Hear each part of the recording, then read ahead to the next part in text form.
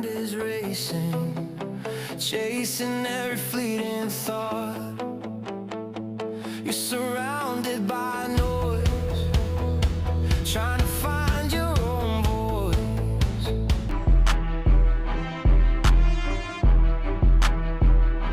Now we are at the halfway point, as they like to say, even though it is not literally a halfway point. We have exceeded playing 82 Major League Baseball games. However, we're at the All-Star break, and trade deadline is fastly approaching, less than a month, August 3rd. They moved it back, no longer July 30th. However, it is coming quickly. That said, there's no games going on right now. I thought I'd propose some realistic trades, in my opinion. I didn't just concoct some innocuous trades that are completely untenable, of no chance of happening. I didn't say Bryce Harper is going to the Yankees. I didn't say Mike Trout is going to the Rockies. These are teams, these teams and players involved will be involved in the deadline. With all that said, now just a little preamble on the deadline in general. As you know, there is going to be a lockout when the CBA expires in December. I believe it's whatever. It's the end of September, in the off season, after the season concludes.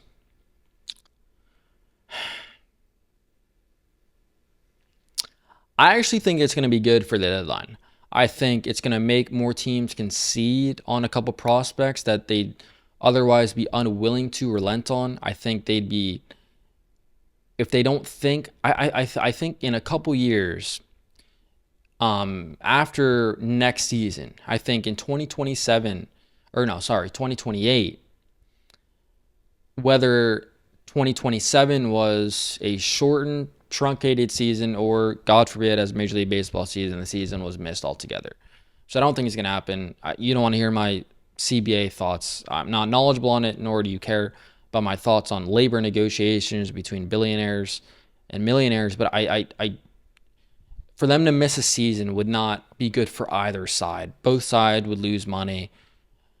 They can stand firm on whatever they want, and God bless them for that. I think it's definitely going to be contentious, and they're probably going to be missed games. But for them to miss an entire season, that is, especially with how rising the game is right now with Ohtani, all these young superstars, the pitch clock, the ABS, game as popularity-wise and just the product on the field, the culmination of all that, it's in a good place, especially with the Dodgers, these big market teams, Saints, the Mets, playing well.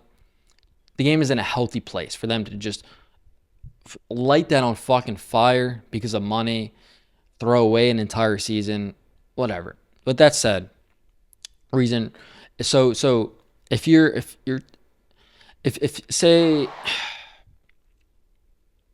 say the Phillies had an opportunity to get, now I don't think they're in the mix for Terry Skubal. They have, although they do need a fourth and fifth starter, but I say the Phillies could have, the Brewers say, hey, this is your deal.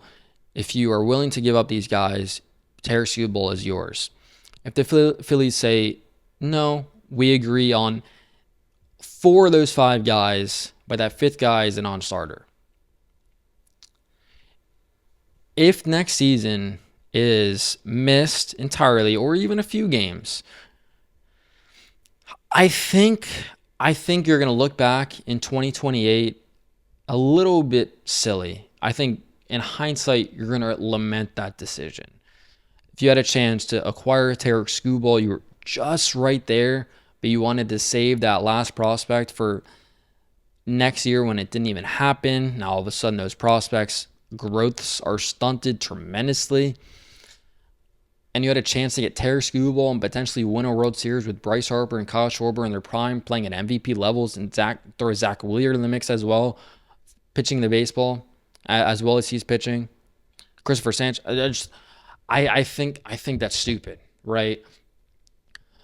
And additionally, when you have the New York Yankees and mentioned said Phillies, these two teams, high profile, high market, exorbitant payroll teams, are in win now finite windows. These windows, we think they're going to last forever. They might win. They might be contending for a while just because of how well they're run and the resources that they have. But, and obviously if there's a salary cap, that, again, I don't want to linger on the ramifications that the potentially new CBA could have.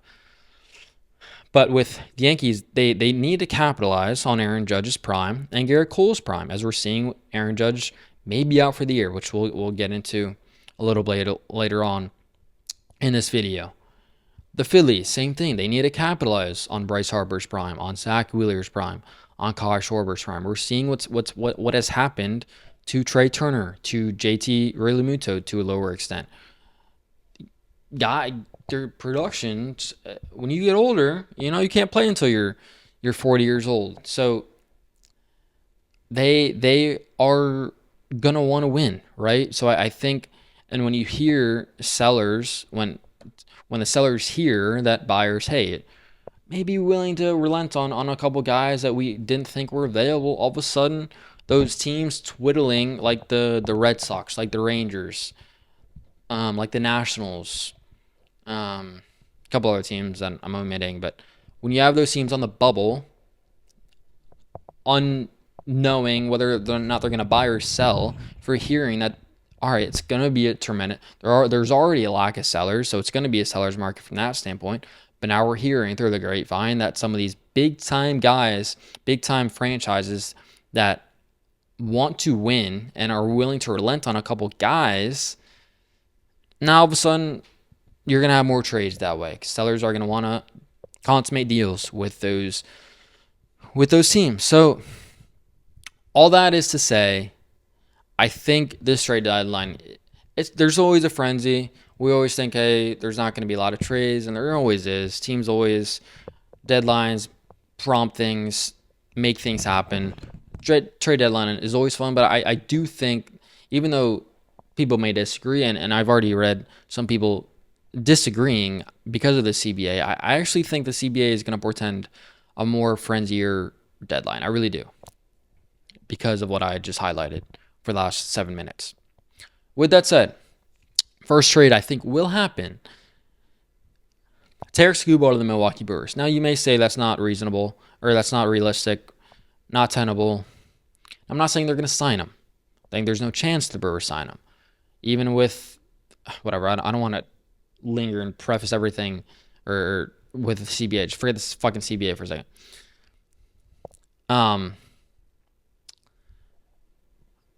The Brewers are an interesting team of how they run their organization. They're always in the mix. They're always in the playoff mix. They're always seemingly over 500 by double-digit games. And you look down the roster and you recognize Christian Yelich, you recognize William Contreras, you recognize now, obviously, Jacob Mizrowski, you recognized Josh Hader prior. But that's it. You look up and down the lineup, Jackson Chourio, I won't omit him, but you understand my point. A lot of innocuous guys, a lot of guys that are picked up from the scrap heap turned into not only good players, but great players, to superstars. Look no further than this year. Their platoon at first base, Andrew Vaughn and Jake Bauers, have you locked in on their numbers? They're both hitting tremendously. Both OPS is over 900. Andrew Vaughn destroys lefties. And by the way, Andrew Vaughn DFA'd by the White Sox. And not this version of the White Sox, a team that actually has a glutton of productive position players. No, last year's White Sox in April. He was a first-round pick, number 3 overall, and they could have used Andrew Vaughn's production, obviously, needless to say, and they gave up on him. Brewers pick him up, absolutely mashing the baseball. I say that to say, if you think that is always going to happen, if you think they're always going to, they lost David Stearns, their GM, that the supposed brains behind all this, if you think they're going to be able to do that for a sustained period of time, then fuck the prospects. You can turn anybody into a prospect. You can replace any prospect, anybody can produce numbers. If you think your talent evaluation, your player development is just so elite, it supersedes everybody else, that we can just have anybody fucking play and play well, then fuck the prospects. Because some guys are at a different level, and Terry Skubal is one of them, right? So yeah, you can do that for a long time. So if you think you can do that, you'd be more up to trade.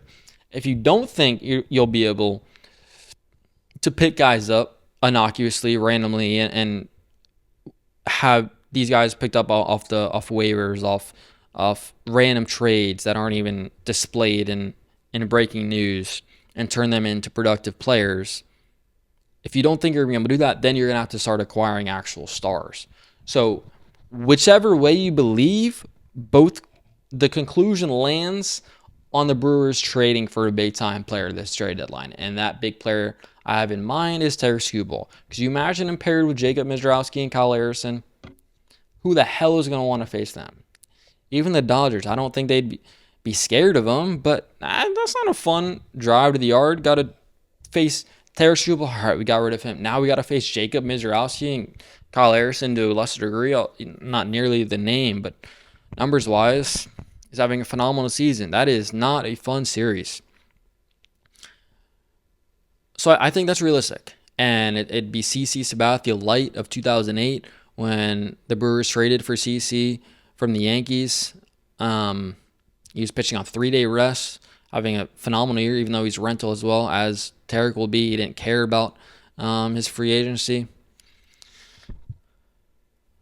But the Tigers would and should ask for Hall, obviously. And from the Tigers' perspective, I think that they would prefer.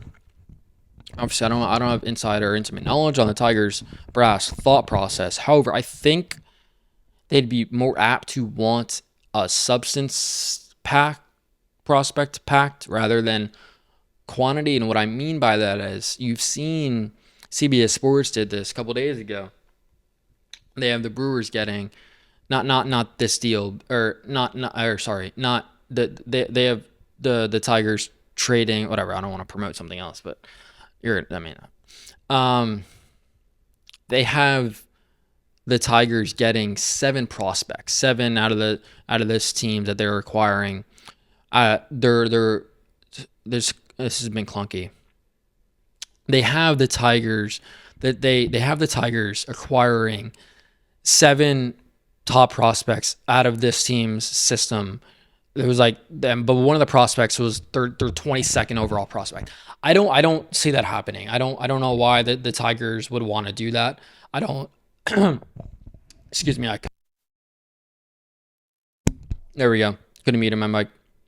Not a professional yet, but I did it at the last second there. If you're the Tigers and you're going to trade Tarek Skubal, I don't know why you'd want. Now, granted, obviously, most prospects, you can even say every prospect is a flyer. Any prospect, we've seen a litany, the list goes on, of how many number 1 overall prospects have not panned out. I'm going to actually get to one of them here in a proposed deal in a couple minutes. But I would rather have, I'd rather have more of a known commodity than just, hey, give me 7 and hopefully 3 or 4 pan out. I especially if you're trading a guy like Terry Skubal, I would say, in my opinion, and I do think that the Tigers would align with my thought process for whatever that's worth. And I would certainly, if I'm saying that, if I was running the Tigers, I would certainly align with what I'm about to say. I would rather say, hey, if you want Terry, give us your 3 top prospects. I don't want your 7th. I don't want your 10th. Give me your 3 best prospects and go from there. So I'd rather have substance over quantity. So with that said, I think the Tigers would want Cooper Pratt, shortstop, 21-year-old. He has a 712 OPS so far in the big leagues, but he's highly touted. Again, these are all their top 3 prospects. The number 1 overall prospect in the entire game, and Jesus Midday. We saw him in the Futures game. Boy, looks like a fucking stud. He's only 19. He already has an 830 OPS in Double-A, which Double-A is not Single-A, not High A, not Rookie Ball. Double-A is legit. There's a lot of top prospects in AA. 27 stolen bases as well. And then Logan Henderson, he's had a cup of coffee in the big leagues. 24 years old, starting pitcher, 3.18 ERA. Again, their third overall prospect, a sub-1 WHIP. So you got a mixture of talent, speed, power, and a starting pitcher as well. I think, I don't know if the Tigers could want or ask or reasonably get much more than what the Brewers would be offering this proposed deal. And I think it's a win-win. Brewers go all in, finally trying to plant the Dodgers, and the Tigers face reality that they may be hovering on 500. They may actually sneak into the playoffs, but you fucking want to lose Tarik Skubal for a comp pick because you wanted to lose in the first round of the playoffs. Congratulations, you made the playoffs. Now you lost your franchise icon for absolutely nothing for a comp pick when you could just replenish the farm system. And by the way, all of these players can contribute next year as well. I don't even think it's debatable. I think that's a win-win for both squads and tremendously realistic. So there you go. Trade number 1. Trade number 2, Luis Ariz to the Philadelphia Phillies. I love this deal for both sides as well, more so for the Phillies. You're not going to get a lot if you're the Giants, in my opinion, for a rental slap-hitting bat, but they're going to sell, or they should sell. They're not going to make the playoffs, the Giants, and speaking of, obviously, they're not going to re-sign him, most likely. And even if they would want to, they could still do it. We've seen that before, most notably with Aroldis Chapman. After he was traded, him re-signing back with the New York Yankees.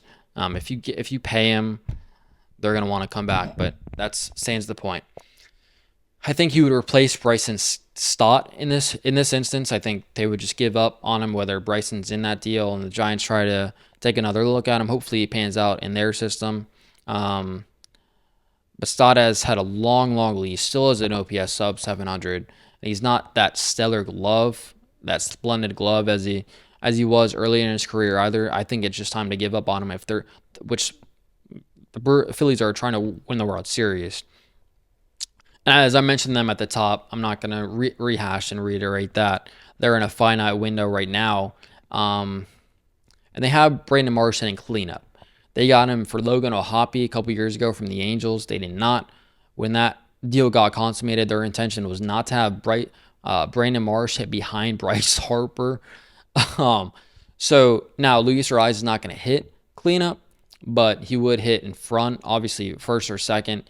To have that guy, he's always been able to hit. He's still hitting for contact. He's hitting for a little bit more power. He actually has an OPS above 800. Even when he was hitting 330, 340, he still had an OPS sub 700 because every single one of his hits seemingly was a single. He's hitting a little bit more doubles. He's got a couple more out of the ballpark as well, and he has a 327 batting average right now. Good for second in the National League behind Otto Lopez. And he also is playing a little bit better defensively as well. That was the predominant reason as to why he didn't ink a longer-term deal with more money, is because of the reticent team. The teams were reticent. They had trepidation of giving him that because of his lack of defensive ability. And he's shored up that to some degree. So I do think he's gonna get more than a 1 year deal. It's probably just gonna be 2, but still better than what he got in the offseason. Last offseason. Phillies, they have power. They don't need, you're going to say, hey, Luis Ariz has no power. They don't need power. They have Kyle Schwarber. They have Bryce Harper. Alec Boehm, even though he's had a dismal season, he still hits for power. Now, all of a sudden, the solo home runs that they're hitting are turning into 2-run bombs with Luis Ariz inevitably landing on first base. So I extends the lineup, lengthens the lineup. That offense, even though he's not a big name, or he's going to hit for power, that offense gets a lot more deadly, in my opinion. And the Giants will just get back to 2 top 10 prospects. Not big names. They're not going to get a top 5 prospect for a rental bat. Just doesn't happen, ever. Just doesn't. Even Yoenis Cespedes back in the day, with the Mets when the A's traded him, you're not getting a lot just for some reason. I actually don't know the reason, to be honest. Arms in general are just more coveted than bats. So whatever. I don't want to delve into that. Not that knowledgeable on it, to be honest with you. All right. Love that trade for the Phillies. If I'm the Dodgers, that would put a. I'm still not scared of the Phillies. Still think I can beat anybody, but puts a little bit of fear in me if I was the Dodgers. Next trade, Yankees. Now, I could do an entire video on the New York Yankees. I actually have. Go check it out. Now, this proposed deal is having in mind and contingent on Aaron Judge being available for at least the playoffs. Now, I think the reports have been ominous, specifically the lack of reports, the fact that he hasn't even been re-imaged in a month. They haven't even checked the progress of his injury, let alone him. He's not at rehab, let alone him rehabbing. He hasn't even gotten there yet. We're in mid-July. I think best case scenario, he returns September, but I do think there's a slim chance, but I do think there's a chance that he's out for the entire season. So with that said, I would not make these deals. You may say even go more all in if you lost Aaron Judge, but I think that'd be reckless. I think that'd be tremendously reckless. I don't think you're even with the depleted, watered down American League. I think, and yeah, you can say the Braves won the World Series without Ronald Acuna Jr. That Braves team clears this Yankee team without Aaron Judge. I think that'd be tremendously reckless to try and go for a World Series championship without Aaron Judge being healthy. So, with that said, this deal is within mind. I have no idea if Judge is healthy, but this deal is having in mind that Judge is healthy. Yankees trade Jazz. That's it. That's all I put. I don't know to who. Don't know for what. Just get them off my team. Sub 700 OPS. Yeah, he's immensely talented. Polarizing personality. But could you imagine the New York Yankees winning a World Series with Jazz Chisholm hitting in the middle lineup? I can't. I don't think he's a winning player. I think that term is more applicable for football and certainly basketball. But since baseball is more of an individualized team sport, more players. But Jazz is just not a winning player. I think that matters. Just the lapses he makes mentally in the field, base running, is just mind-boggling. I cannot see him. He'd waste 2 ABS challenges in the second inning. Both of them would be gone. The Yankees need a shortstop. George Lombard. A lot of fans of the Yankees are clamoring for their top prospect, George Lombard Jr., to be their replacement at shortstop. How many times you want to thrust a prospect? Yeah, granted, a top prospect in the middle of a pennant race for the New York Yankees for a rookie, for his first big league action, to be playing in Yankee Stadium in front of 1 million people to try to win the fucking World Series. Come on. Have him start the season next year. So I propose that the New York Yankees trade for Jacob Wilson. The A's would be more than willing to trade. Obviously, they're going to be selling, but not only selling, I think they'd be more apt to trade Jacob because of their top prospect is a shortstop, a guy that got back from the Padres in the Mason Miller trade a couple years ago. So I think they'd be more than willing to move off Jacob. And I think they'd get back Spencer Jones. I think just like a one-for-one swap like that, Spencer has more team control, a little bit more upside in my opinion, definitely power-wise. And he's just blocked by the Yankees right now.